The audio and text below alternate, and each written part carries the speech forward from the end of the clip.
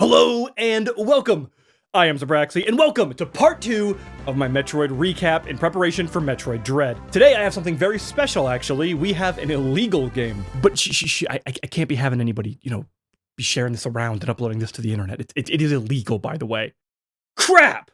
Metroid 2, the only game in the franchise that I hadn't played until this series recap started.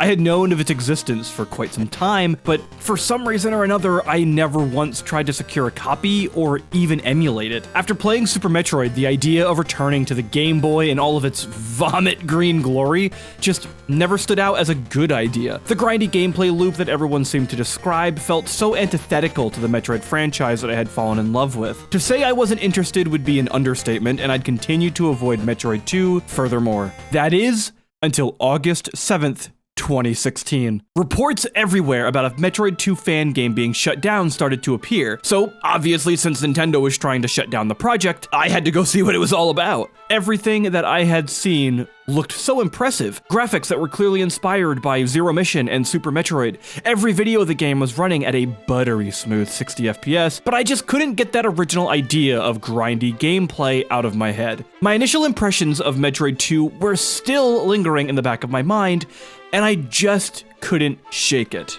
Until now.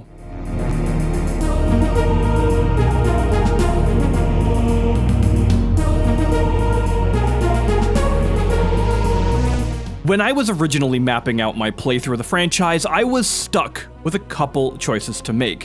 Whether to play the original Metroid or Zero Mission was easy since the NES version aged like milk in the sun, and Zero Mission aged like something good. When it came to Metroid 2 though, I had actually 3 options. The original Game Boy product, which I very quickly decided against since I had read from everybody to skip it, which left me now with Samus Returns on the 3DS and another Metroid 2 remake on the PC. I scoured through reviews, forums, subreddits, social media, and everything possible in order to find which of these I should jump into first. All in all, it seemed like the major differences between these two games were as follows. AM2R was a more faithful adaptation to the original, while Samus Returns was a reimagining with more action-focused gameplay and a herald of the future of the series disguised as a remake. I decided on the following, as I mentioned in the previous video, and I would play AM2R as the faithful remake first as part 2 of the series in place of Metroid 2, and Samus Returns at the end after Fusion to get ready for the gameplay of Dread. Honestly, there were a lot of reasons why I wanted to talk about AM2R today, even more than what I just said, and one of the largest definitely was to give a big middle finger to Nintendo from behind the block, because I gotta censor that on YouTube or else I get flagged or something. I don't know how YouTube works, to be quite honest. Honestly, I have to say though, I love Nintendo, but wow, they can be one of the dumbest companies sometimes.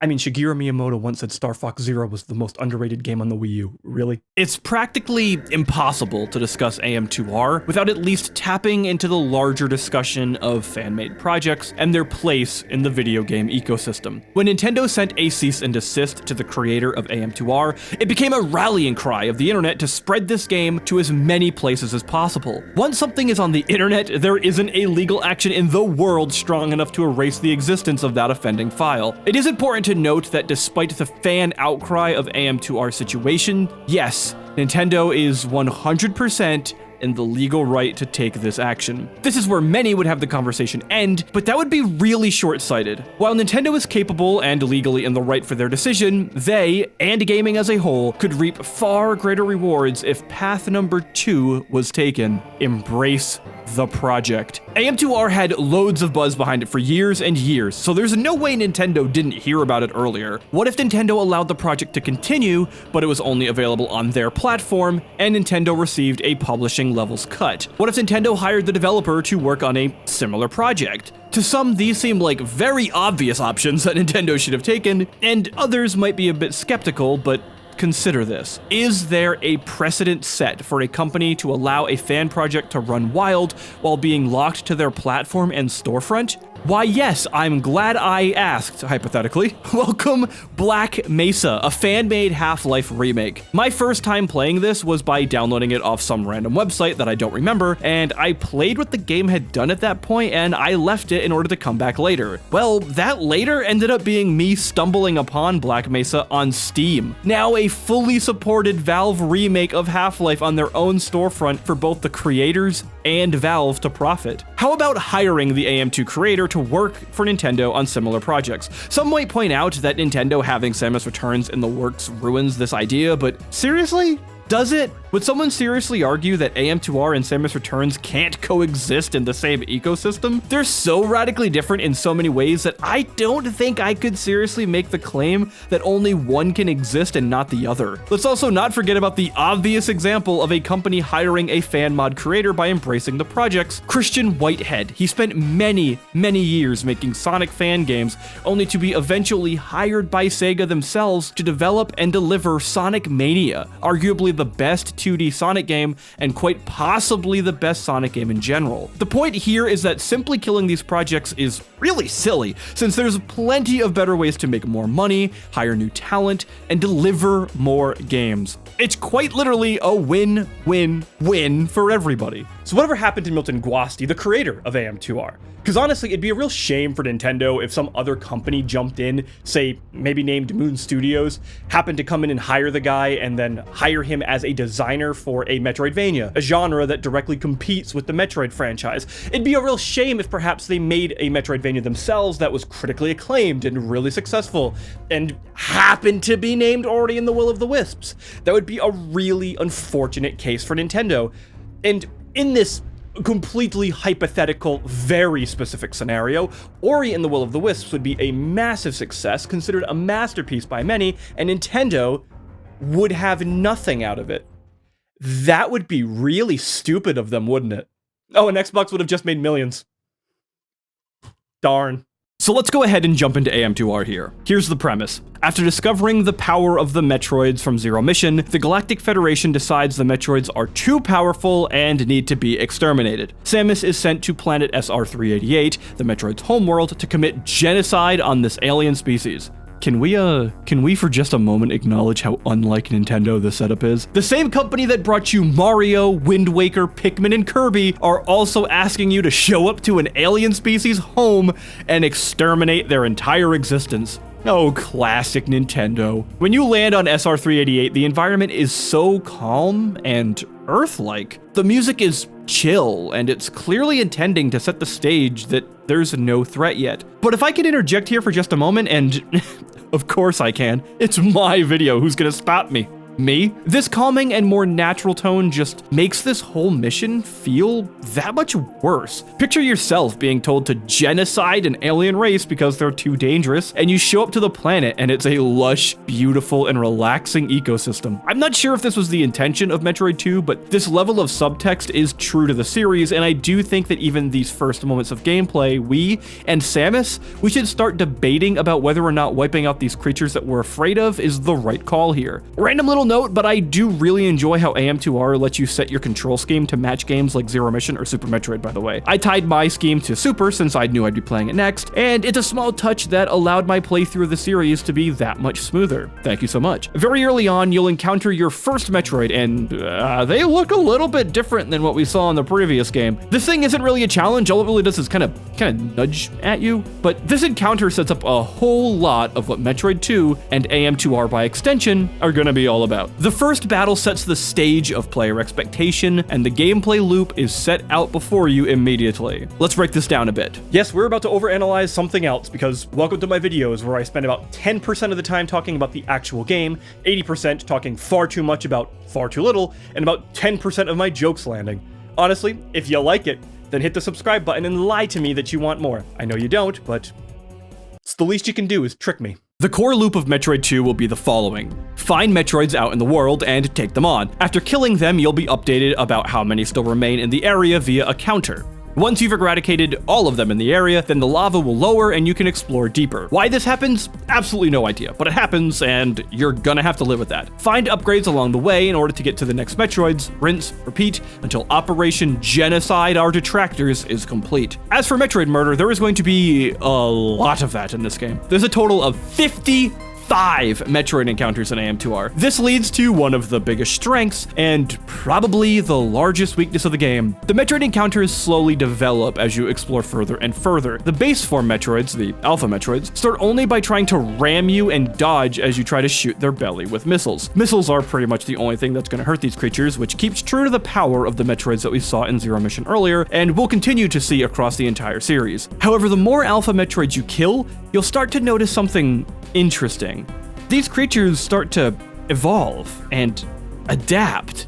This is awesome. Even after the third encounter, I started to notice that the alphas would now occasionally quick dodge my missiles, so my attack pattern was forced to change. These are living creatures who now know that their lives are in danger, and they're adapting to Samus's presence. This blew my mind, and it gave the reality of what I was here to do an even greater weight. This is an intelligent life form that I'm attempting to wipe out, and they are doing everything in their power to adapt and survive. Watching nature in its rawest form attempt to pull a fast one on me is something I seriously can't undersell just how cool that is. This is storytelling through gameplay in its purest form. The conveyance of what is going on here is complete perfection. If this was a modern AAA title, then this whole realization and detail would have been narrated out to the player via a long and cumbersome cutscene, but here what we get is what video games are famous for: interactive storytelling. Delving deeper and deeper, you see this adaptation start to show even further as alphas start to get longer horns and talons. They even start to sprout legs as if evolution is taking place before our very eyes. Some Metroids do end up evolving into something further: the Gamma Metroids. These creatures take double the amount of missiles to take down, and they have a new attack, an electrical field to damage and stun Samus. I love how the Gamma Metroids' legs are an expansion of the little claws of the regular Metroids. It looks like a set of these longer appendages that the creature would utilize to grab its victim and feed on them, as the Metroids are known to do. This evolution continues further as deeper down the planet we discover the Zeta Metroid, as the creature marks its early stages of adulthood. The vulnerable spot is even smaller now. The Metroid can now walk, it can spout acidic saliva, and it can attack with energy waves? While it's too heavy to dodge your missiles like before, it instead can now intercept your attacks by swiping energy waves to stop your missiles in their tracks. That is so cool! Watching this entire evolutionary process is so incredible, and it allowed the developers of Metroid 2 and AM2R to create some really unique enemies. And then, the Omega Metroids.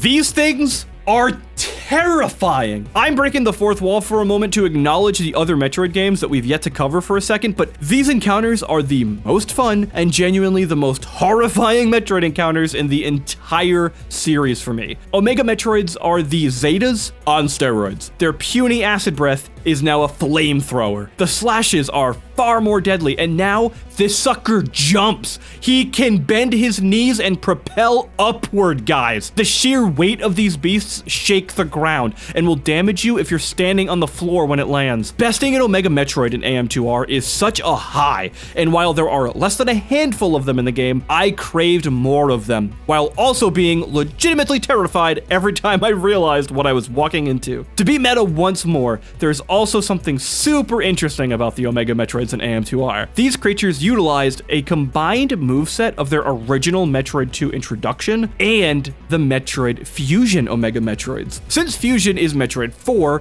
then this combination of abilities and behaviors makes AM2R really tie the series closer together than ever before, something AM2R will continue to do further throughout the game. Now, I did mention earlier that these encounters both exposed the best and the worst of the game. Remember that original problem I had, that worry or paranoia that I had that the game might be too grindy based on what people had described to me?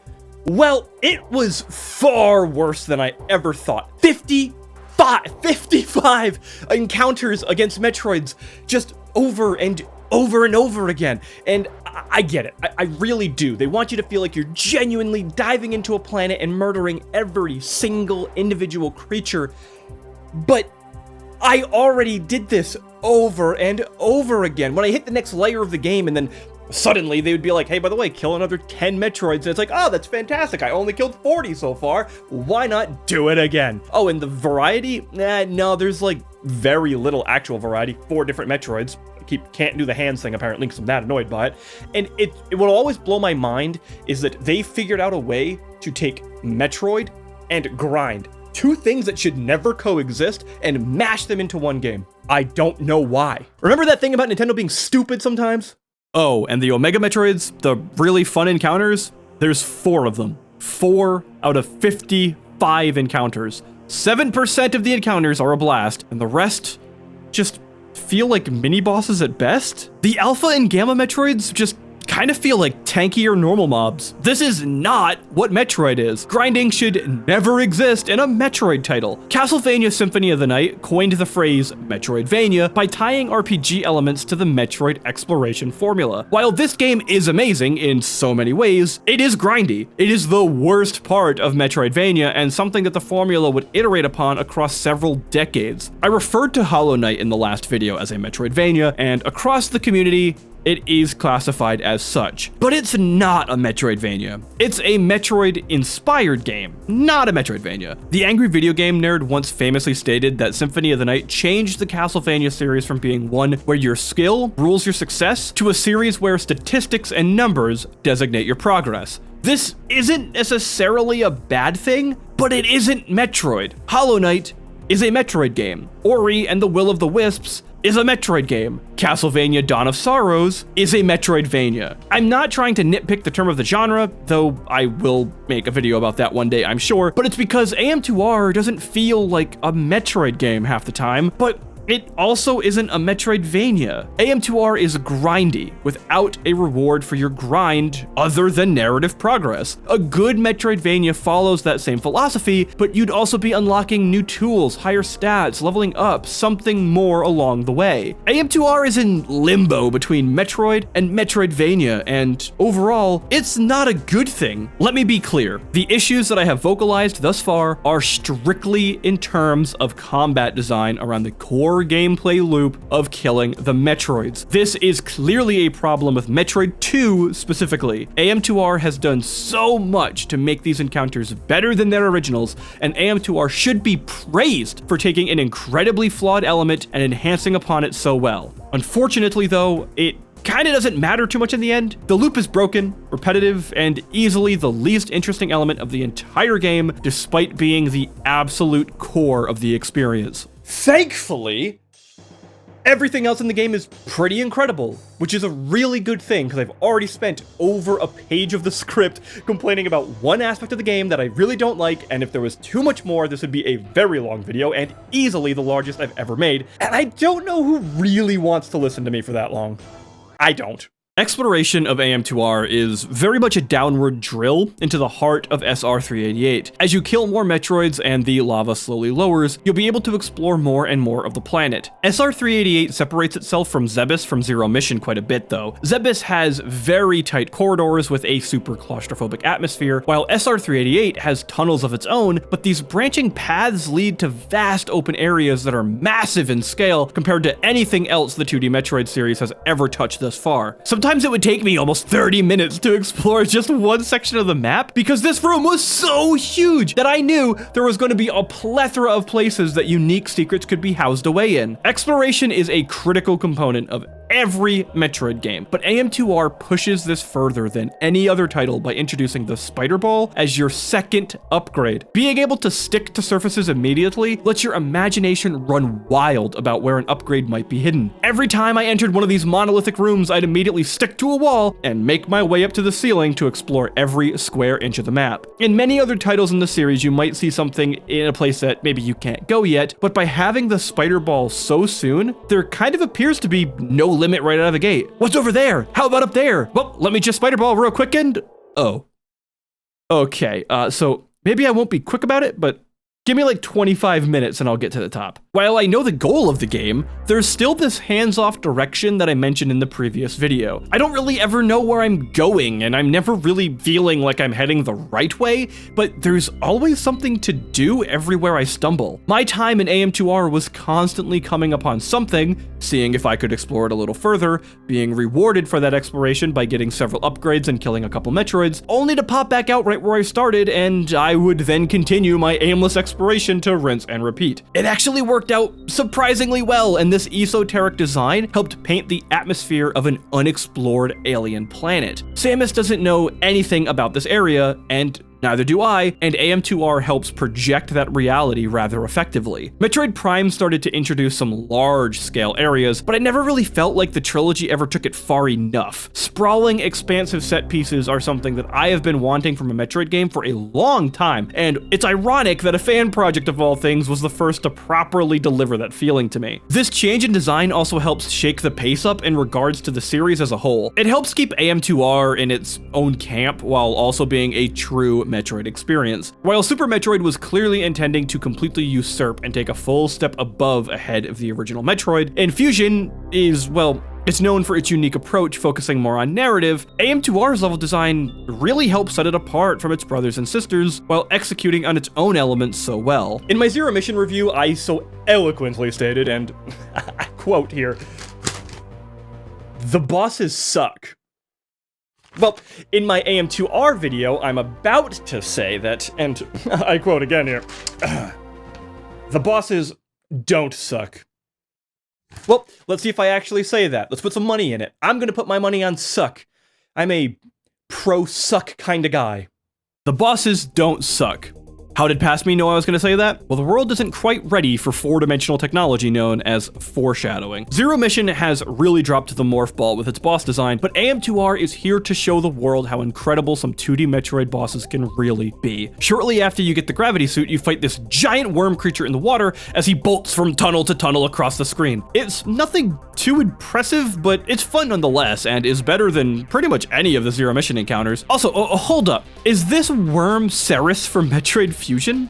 Interesting to see yet another connection between Metroid 2 and Fusion, since the two really are incredibly intertwined narratively. My favorite encounter in AM2R by far has to be Terizo. This showdown starts as an inspiration to the animated Chozo statue in Super Metroid. What normally is a statue of sanctuary and reward, this Chozo statue is still alive, robotic, and aggressive. The opening of the fight is decent enough and already more satisfying than any of the Zero Mission bosses. The patterns and mechanics are simple but rewarding when dodged correctly. All in all, it's a pretty good boss. And then, Phase 2.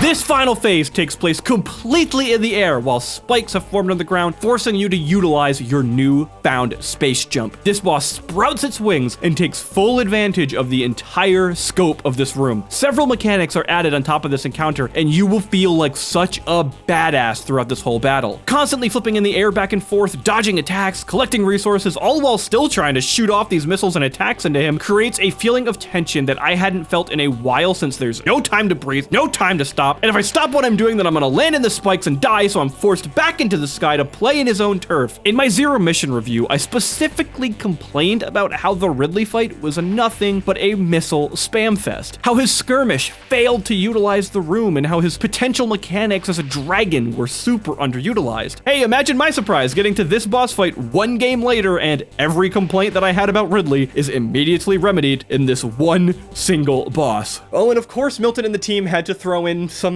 extra little flair by making this song be a remix to the Chica boss battle music from Metroid Prime 2 Echoes. Some of you may be wondering, why does that matter? But it matters, because in that boss fight, it also starts at a strictly ground phase to the boss sprouting wings into an air phase.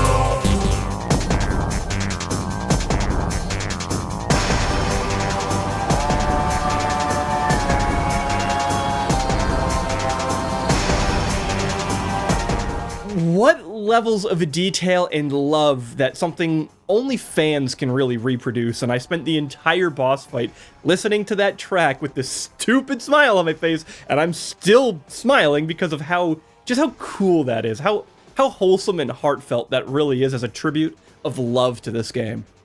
We have another incredible boss fight known as the Tester. This is definitely the toughest encounter in the game and took me several attempts. The first few times that you see this thing, it just feels like the whole boss is nothing but a massive bullet hell with no rhyme or reason. That initial feeling couldn't be further from the truth. The Tester is organized chaos, and you'll start to notice patterns more and more, while also being able to take advantage of its weaknesses to slowly whittle this robot down. Different configurations of the machine and its attack patterns are used across the fight, and learning these patterns becomes critical. All of the turrets also seem to emulate Samus's different beams, which is kind of a neat little touch. This robot in the tower is called the Tester, and its name is exactly its purpose. The logbook describes this as a way to test multiple weapons against captured X-Parasite specimens. Wait, X-Parasites?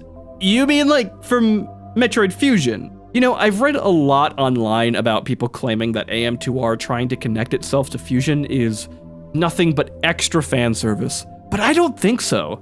Fusion has always had this one weird problem, where its connection to Metroid 2 only exists because Fusion said so. Nothing in Metroid 2 ever really correlated to the narrative of Metroid 4, and that always left Fusion in this really strange position. Like, the 2's connection made sense, but it always required this kind of larger suspension of disbelief than was probably necessary. AM2R creating clear connections to Fusion, I think, is going to genuinely make me enjoy it far more when we arrive at that game. I'm also really curious if Samus Returns on the 3DS also makes any connections to Metroid Fusion, since these two have always been such a weird enigma for so long. Another enigma is why every Metroid game seems to need an escape sequence. Oh, who am I kidding? It's because they're fun. Well, AM2R wants its own sequence as well, and this one kinda rocks. There are 3 specific things that make this run so much fun. First is the setup. This whole descent down into this new area just feels off. These double metal doors, the lack of enemies, the slow music, something just doesn't feel right the whole time. Those red flags get thrown up as you know there's more than something normal down here, but you just don't know what yet. After the sequence is triggered, we bump into the second reason this event works so well. A boss. Yeah, there's a whole boss interrupting your retreat back up as you watch the meter slowly fill. You know that you're on the clock and you don't have time to waste. Having an enemy like this just pumps up the tension more and more as you struggle not only to survive this encounter, but also to still escape. Having a boss here drives the player to get more and more anxious, and in turn, make more and more mistakes. This whole event forces you to learn that there's going to be a point where in chaotic moments, you'll need to stop, slow down, and face what's in front of you with calmness and precision. The third and final reason this is such a good escape sequence is, well, let me just show you.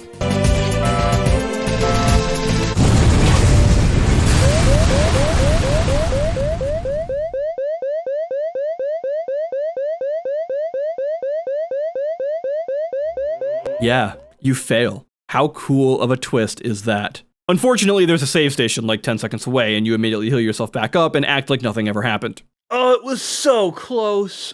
So close to the perfect escape sequence. It's upsetting that the lack of any meaningful payoff kills this moment entirely, but for sure, the tension during the run back is real, and I was on the edge of my seat the entire time. I suppose it's time we reach the finale though. The final run of AM2R is truly classic, as OG Metroids again try to swarm you and take you out just like they did in Zero Mission. I mean it when I say that these things will never stop being terrifying to bump into. We delve deeper and deeper into the core of this area, trying to find who that one final Metroid is to take out. We're so close to finishing our mission, and all we need is one little Metroid taken care of. Just gotta explore a little further. Maybe there's something down this way, and oh, that is not a little Metroid. We finally made it to the Queen Metroid, the mother of all Metroids on planet SR388. It's a nice little touch that the normal weak spot for the Metroids that we've fought thus far, the chest, is completely invulnerable to damage on her, so now she's actually a bit above the rest. Something that I loved about this encounter is that Samus is constantly on the back foot. For the first time in the game, it appears that the hunter has become the hunted. You keep moving backwards further and further away from the queen, while still trying to slay her, but also trying to not get eaten. These projectiles that the queen spits out also look very peculiar. In the original Metroid, they are listed as fireballs, but here, they look suspiciously like X-parasites, further tying the game to Metroid Fusion. This would also help tie into the fact that Metroids are the only known creature that can actually kill and stave off the X-parasite, and I'm not sure if these are actually X-parasites in the fight, but they just happen to look very similar. Eventually, the Queen Metroid locks us back into a corner and eats us whole. Cool. Well, we have one option.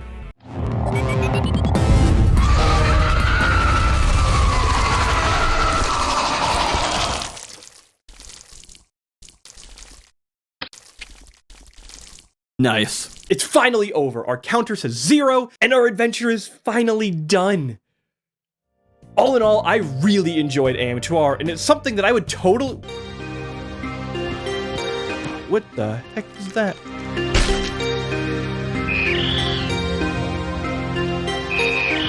What is that? In the final moments of AM2R, we get the most famous moment in all of Metroid 2, the baby. When this infant Metroid hatched, I was kind of all over the place emotionally. At first, I'm nervous because it's a Metroid. Just look at it. Yep, Metroid. But this little guy is so small and fragile. It's hovering around Samus almost fondly, like it thinks that she's its mother. We eventually take this Metroid back with us to the ship, and we leave the planet, which sets up the story for Super Metroid, aka Metroid 3. The last Metroid is in captivity. The galaxy is at peace. I wanted to spend some time complaining about how it doesn't make sense that Samus didn't just kill this Metroid 2 along with the other 55, but after some thought and sitting on it a bit, I think I get it. Once I separated myself from knowing what's to come, this action from Samus shows more of her character. She's a bounty hunter, not a killing machine. The Alphas, Gammas, and all the other Metroids so far have been more than competent in possibly killing her. Those creatures were a real threat, even if the moral implications of you stepping into their home is still questionable. This baby, though, this tiny creature, couldn't do a thing to Samus. It's small, weak, fragile, infant, and it has done nothing wrong. Killing this creature now would be cold-blooded murder, and that's not Samus. Perhaps she acknowledges that her acceptance of this mission was wrong. Perhaps maybe it's just as simple as the fact that Samus is a bounty hunter and not a killing machine, but in the end, this moment, through no text, no narration, exposes something about Samus Aran and further explores her as a character. She holds out hope that perhaps this Metroid can change things. Perhaps there's still hope to coexist with these creatures after all. All in all, I really enjoyed AM2R, and it's something I would totally recommend. Whether a longtime fan of the Metroid series or a newcomer who wants to explore what's to come, this entry is phenomenal. My biggest gripes with AM2R are almost entirely aimed at Metroid 2 at its core. The premise of genocide against the Metroids is a very neat one, but it's as if Metroid 2 takes that premise and never once gives it another thought, so you're left with just killing a bunch of Metroids over and over again. Everything else that AM2R does to add upon Return of Samus is wonderful, and Milton and the team should be incredibly proud of the work they did. I never once felt like this was a fan-made project. The love and detail is amazing. In some ways, it does fall below some of the other entries in the series, and in other ways, it soars above the 2D Metroids with thunderous applause. From the visuals, music, mechanics, and level design, AM2R is a game that, despite Nintendo's intentions, will live on as a true entry in the Metroid universe.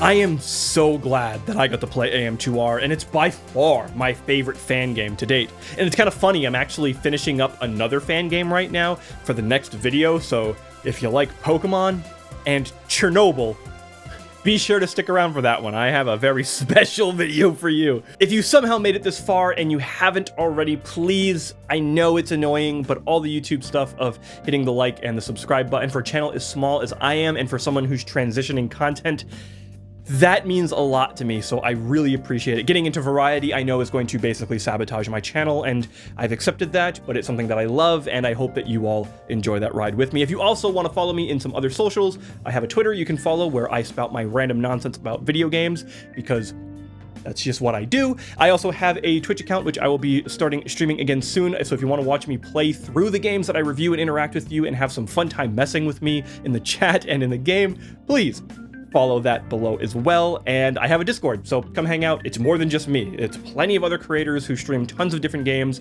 that all just happen to be some of my friends. So click that below if you want to chat, hang out, and have all the good stuff. That's fun. Without that, though, and any more other crap, I'm done. Thank you for watching, and I'll see you all in the next one. Bye-bye!